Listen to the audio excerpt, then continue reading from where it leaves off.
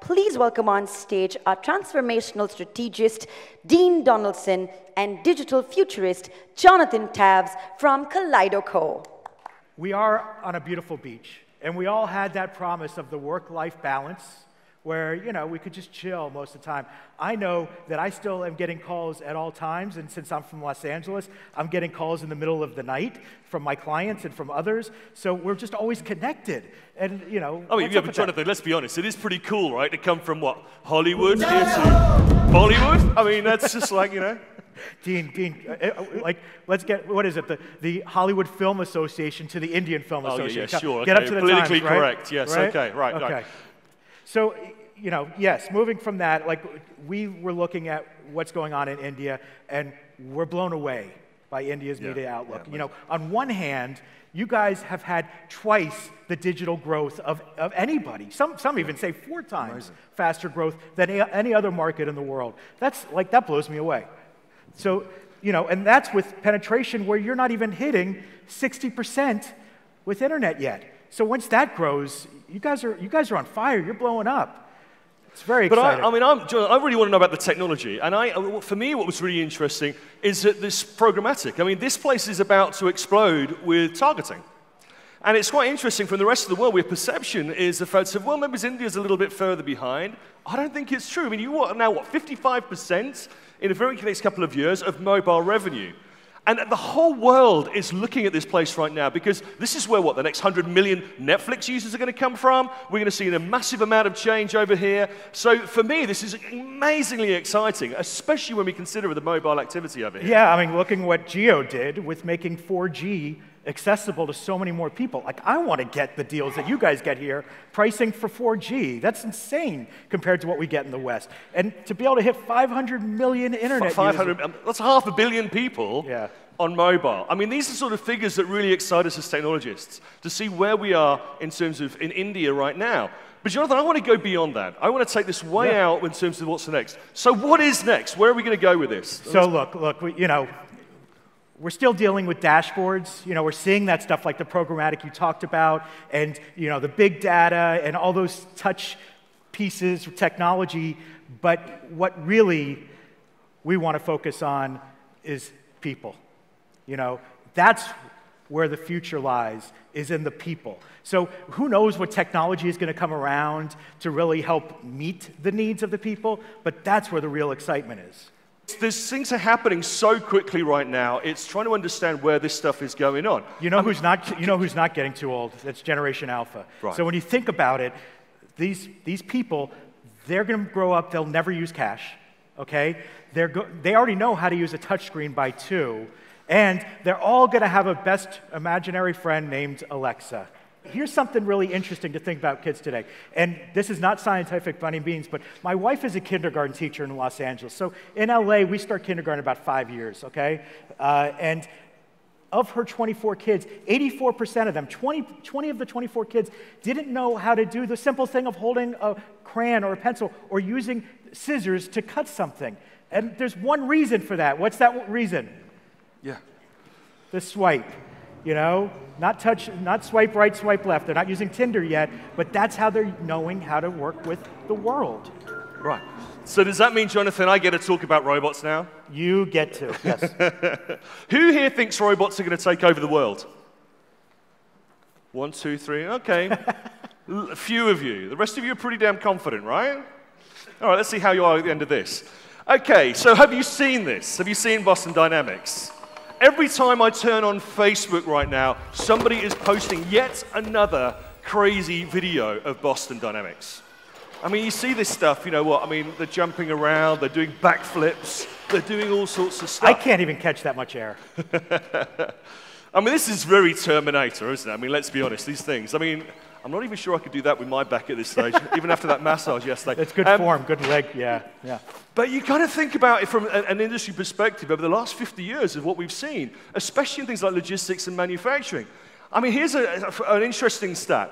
They reckon now that if you put a robot in a factory, it takes 195 days before you get your money back. I bet you when you employ somebody in your companies, it probably takes you 6 months to train them, to really get money out of them and get them effective. And then they're probably there for about a year, And then after the next thing, they're spending the next 6 months looking around for the next job, right? That's the reality where it is. And yet you're talking about in a robotic situation where you get your money back after 6 months, and guess what? They never get sick, they never take holidays, they don't want maternity pay, they don't want all these different things. And this is why it's driven manufacturing into robotics. But hello, can I get your order, please? This isn't just Would you like fries with that? This isn't going to just sit down in manufacturing. This is about to go revolutionary around the world. I mean, who knows? Maybe by World Cup 2030, we're going to be seeing this, right? Certainly what we do know by 2030 is that 1/3 of us will have them in our homes. In fact, I make a prediction that the second biggest purchase you make after your house will not be a car, because they'll all be on some lease program. It's going to be a robot. That's going to be your second most expensive product to buy. I mean, if you sort of think about all the information in the history of the world, in the Royal Library of Alexandria, you know, sort of a couple of thousand years ago, we managed as mankind to get all of that information into a little device within 20 years. In fact, more information than we've ever had in the history of the world put together on a little box in your hand in little as 20 years. That's been the change of humanity in the last couple of decades, right? Right. So now when we talk about that speed of change, growing exponentially. In the next 10 years, it's going to be about the packaging of experiences, the expressing of experiences. Again, I'm going back to people, humanity. That's what the big difference is in the next decade. Right, and I guess that's what explains when we start thinking about the digital age transforming into this whole idea of Industry 4.0, is this whole idea of bringing technology back around into a people situation. Yeah, connected, right. Truly connected. But I mean, Jonathan, let's be honest, where we are right today, fake news. I mean, okay, you're the American. I mean, like, let's be honest. You've now got AI where I can sit there and take someone's voice, upload someone's sound file in less than 60 seconds and get them to do this. By a startup called Lyrebird. This is huge. It can make us say anything now, really anything. Okay, and if you don't believe that, then this is really freaky because we all trust videos, right? And this is it's kind been of less basically than a week now what's happening since with the deadliest video mass shooting online. in American history. And foremost in all of our minds has been the loss and the grief felt by the people of Orlando. So we're able to sit there and take videos now, and literally within a real recording, I can get any politician anywhere in the world to say anything, and it'll be shared on Facebook, and we'll all believe it. Because you all believe in video, because you all trust in CCTV. Bomb. Night drop. Yeah. Oh, are you walking off stage now? Seriously, Dean. The fact is, again, yes, there's issues, but it's also providing a huge opportunity for other companies to come up from nowhere. Factmata, that's all about looking at those videos, because everybody does somehow magically trust that a video is true, regardless. Factmata is going in and figuring out, using AI to discern what's fake and what's real. You know, so there's huge opportunities. Moving forward, you know. Okay, but I mean, what about video kind of production in terms of that sort of stuff? Again, I talk about assist, right? So Morgan is a movie that they were able to take the movie, they put it in through AI, and they were able to cut down from 30 days of man hours down to 24 hours. And I look at it as being able to set the table for you as a creator, as a producer of content, that things are going to be going through all that so that all you have to do is the last final touches. But you can now get copywriting done for $1 online. I mean, why even go to a PR agency when I can go to a system and put in like a little, say, write me a paragraph about this and pay $1? Okay, show of hands. How many people here have ever gotten a first draft from somebody that didn't need any editing? No hands are gone up. So It proves my point. You can have this where somebody can say, I want an article about this, this, and this, and then it spits it out, and then you just edit. It makes my life entirely easy. And I don't have to worry about offending a writer for the fact that I hated what they wrote in the first draft. DNA and genetics. I mean, these are really relatively new technological concepts. And you see why the rest of us have all been sitting there and looking at smart TVs and media over the last 20 years. Real science has been trying to crack what really does understand the human genome problem. Part of the thing is they want to sit there and be able to identify diseases before they happen in order to sit there and eradicate them. You see, it took them 13 years to map the genes. It was 3 billion. And a global research team are working around the clock trying to figure out what is it that's our programming code. What is our lines of code of doing it. By the time he'd already got to 2009, when Steve Jobs was ill, he paid $100,000 to go and have his genome mapped because he believed that the greatest gift he could give to humanity wasn't an iPhone, it was the ability to cure cancer. And he wanted to be a part of that process in order to sit there and actually develop something from a technological perspective that was going to make a massive difference. Now, in 2018, we could do that with supercomputers and AI in an hour. So what would have taken months to do before, and hundreds of thousands of pounds, we now do it in an hour, and guess what? It's less than $100 per individual test. It's amazing, but when you think also with that $100, it only captures a very small part of your genome for certain reasons. And there's a bunch of players that are already in the market.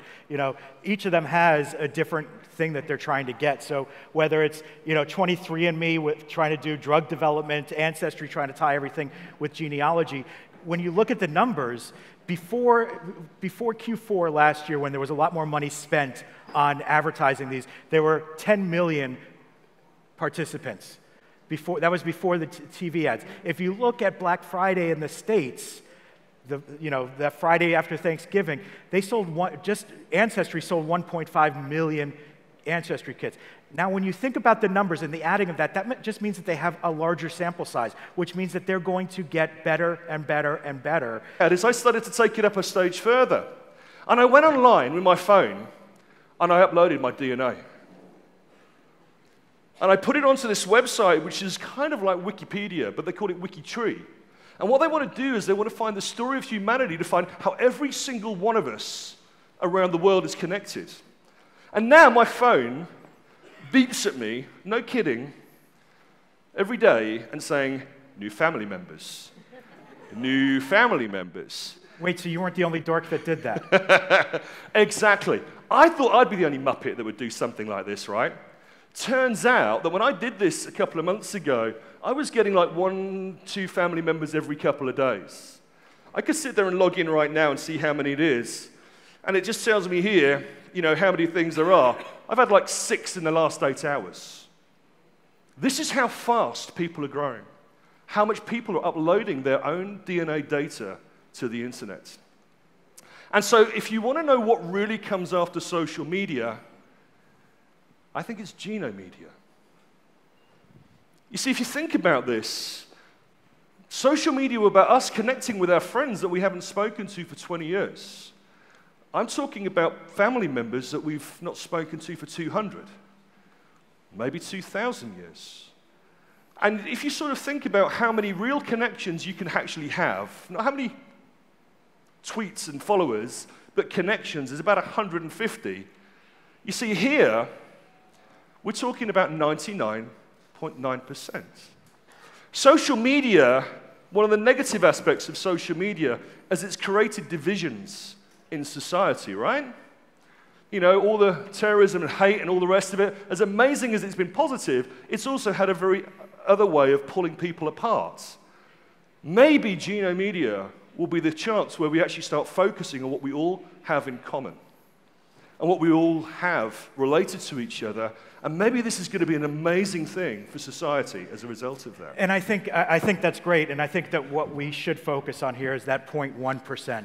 As advertisers, not everybody's the same, right? I mean, part of that 1.1% is due to genetics, part is lifestyle, part is the unknown, like the nurture, nature, all those types of things that really need to be figured out so that we can have a true relationship. So taking a look at my DNA results, like my muscle composition, it says that I'm like a professional athlete, right? How awesome is that? I don't put it to good use. But then there's other things like what my coffee consumption is like, or weird things like if I'm lactose intolerant or not, or I don't know. We could go on about tastes and hell, I think I saw one that said that my earwax. Oh, here my eye color is blue, yes, but earwax, just weird. Red hair.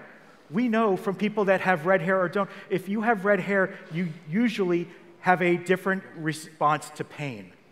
Okay? You have a different response to spicy food. So when you start putting all these pieces together, here's that earwax thing. Thanks for putting that in. You know, about types of foods that I like. And you know that half the people in this world think that coriander tastes great. Half of them think it tastes like soap. You know, can you imagine if, you know, in terms of bitter, like I like bitter or I like sweet, whatever, as a brand, isn't that gold to have that? To know whether people like coffee or not and being able to target them specifically based on that? You know, there's one company, Venome, that's already out in the market. It's in the Bay Area in the States, where they actually take your DNA and they start sending you a wine a month based on what your tastes are. They're already predetermining that you're going to like that wine. So it's a game changer. India leads. By 2025, you're going to be dropping $100 billion into genomic research. And this is going to be an amazing thing. Maybe by having all that DNA of 1 billion people, we're going to find the next cure for cancer. Maybe the actual existence of knowing how we're going to solve so many of the world's problems lies in this data, and including the problem related to targeting with advertising. But the question I want to ask us is, are we ready? Because it does sound a bit Big Brotherish, doesn't it? Well, it's also, some people could say it's scary. The fact is who would have thought 10 years ago that they would be that we would be posting about the food that we eat, or liking our friends' pictures on cats, kittens, whatever.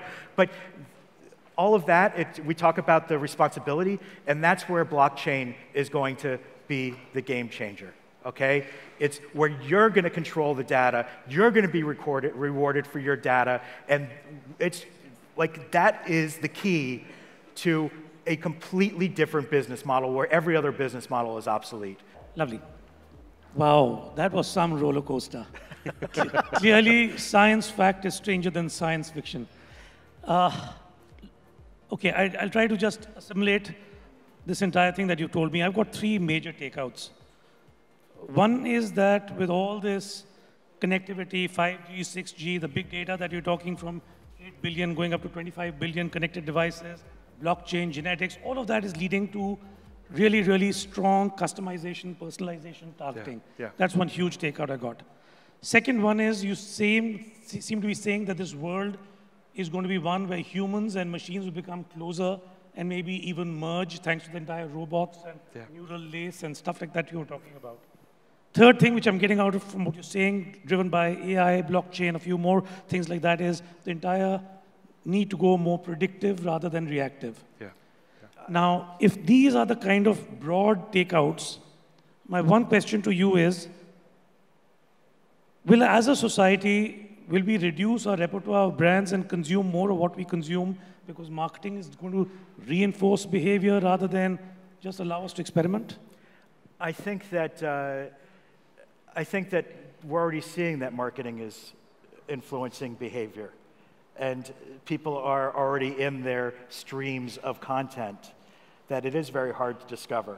You know, hell, if we're doing TV promotion of series, how many times have you seen some series after it's run for 3 seasons and, oh, I didn't even know anything about this, and this is something I would really like. So when you think about it, if we can predict what you're going to like, we're going to queue those things up for you ahead of time. So again, if we're centering on the consumer and what makes the consumer happy, well, then aren't we looking for the consumer to be happy? There's another way of looking at this as well. If we look over the last 20 years, we've seen a massive consumer shift. So first of all, it was environmentally friendly. Now we're seeing a whole thing about women's equality. It's a reaction against alcohol. We've seen a reaction against tobacco. I predict there's going to be a reaction against caffeine, carbonated drinks, meats, all of these different things. So society is what it's doing is we've exploded all these brands for the last 100 years with Coca-Cola and everything else. We're now seeing this complete massive change within a culture as people become more aware of their own selves, their own planet, their own reality. And I think into that situation, there is a branding challenge. There's a consumer change happening. And if you overlay that with something like Genomic Media, where it's about we need to start working together for the sake of the planet. For the people. I think that, and for the sake of us as a species in a very technical world, where in an incredibly technical world, we need to become more human. I think that's going to be the massive changing thought process in the next 10 years. Just a follow-up on that is that at a broader level, will we, since your entire piece is all about people, it's all about, starts with our humans, will we as a people, as a lot, encourage diversity or shun it? So now you talked about, I mean, what? You talked about not only wanting to be with like-minded people, but being of I can answer that in one quick second. I can answer that in one thing. I live in England, right? When I was a kid, it was fish and chips. Now it's lamb rogan Josh. I mean, I sit there every day and wake up, right, what are we having for dinner tonight? Is it Mexican? Is it Indian? Is it Chinese? Is it pizza? You know, we embrace diversity within our cuisine, within our drinks, within our travel. Where are we going to go to? We don't just go back to the same destination. I want to go and see this place and this place and this place. That's the beauty of the world and of our culture as it's now. And I also think it's an assumption. If you find it to think that put it a different way, we're blessed that we're able to travel the world and meet a lot of amazing people that we would have never met otherwise. So if there is that connective tissue that can allow us to meet somebody and realize, oh my goodness, you and I, we get along great. Like, we talk about the same things. Like, yes, you might be a bigger fan of cricket than me, but still, there's a lot of things that we have in common. That's what we see the opportunity being. Fantastic. Okay, you spoke about it, but can you just elaborate a little bit? The scary part about AI, and that was that fantastic Lyrebird, which you should actually have been to that site, it really does sound like Obama and Trump, so you can actually get fake news that way. But you also said the same AI can actually help fight it. Now, can you just talk a little bit more about how the good forces can beat the evil forces? Well, if we go to episode 4 of the Star Wars series,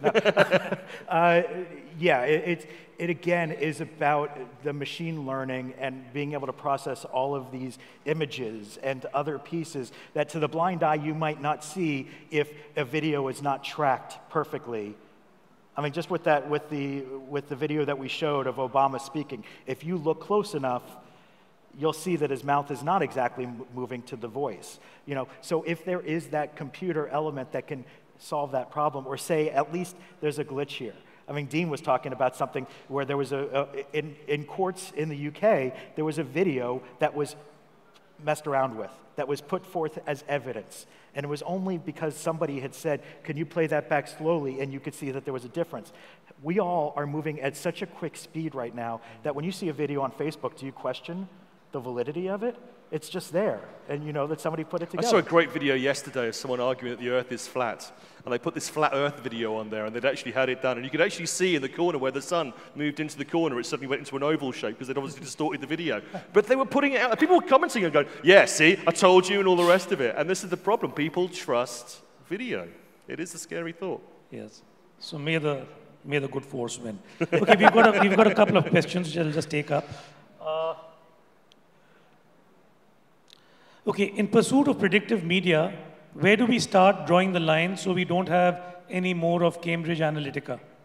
Wouldn't robots and AI be a real threat to being manipulated in choices we make? It's a great question. This question has come from Mainak Das. What a great question. No, I mean, and a timely question as well. Like I said, I think if we really get to the whole situation, if you look in an offline situation, like I said before, we don't assume anything. If you want my data when I walk into a store, you ask me for it. Okay? You don't turn around and say, by coming into the store, I can track your purchases, and if you don't like it, don't come to my store. But that's what we do online. If you want to use Facebook, you want to use Google, you must sign over your life. Fuck them, is what I say. Oh, wow, literally. I didn't realize we were dropping the F-bomb here, I actually think that's going to be a situation where we're going to see a massive reaction now within the human world, where we turn around and said, look, offline, you give me something. The industry, after a dot-com crash, needed a way to justify itself, and we came up with pay-per-click, which worked for advertisers. Guess what? We now need a pay-per-click for consumers. And that's what blockchain does. It turns around and says, it's my data, you want it, you ask my permission, I'll tell you how you can use it, when you can use it, and guess what? You're going to pay me for it. But the data I have is far greater than just whether I like something on Facebook. It's going to be my taste, my preferences, who my friends are, my family, my genetics. There's a great way of doing it. But you're only going to do this if we embrace the consumer and ask explicit and empower the consumer. And empower them rather than doing it. And that's why I say there's that reaction. It's like we have to get to that stage in order for us to be a change. Here's my belief, is that the advertisers didn't trust that if they empowered the consumer, that they would be able to control what they wanted to control. But just as we're saying people should embrace technology and think of the ways to use it properly, again, there's a huge ethics issue. And there's a responsibility on all of us. You know, we can talk, we'll talk a different time about Cambridge Analytica and where I think Facebook went wrong. But the reality is that, and we can talk about blockchain also, what the implications are when you talk about giving approval of people using your data. But the reality is, when you can empower all parties involved, isn't that better for everybody? Amazing, amazing, yeah. Great.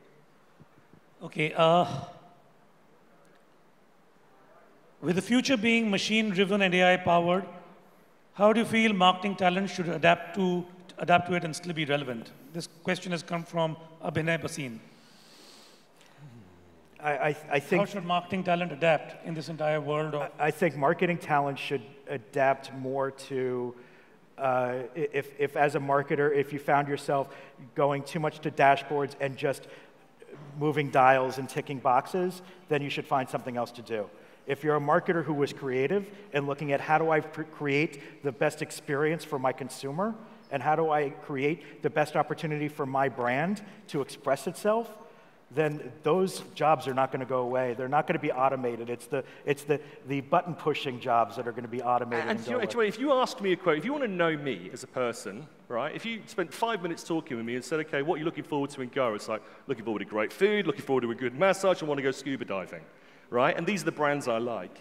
Like, if you actually asked me that question, you'd be like, great, Saturday, there's a great dive shop down the road, get yourself down there and go and have a diving thing over there. This is the restaurant you want to go to over here. This is the sort of stuff that you're interested in, and that jacket that you like is actually on sale down the road over there.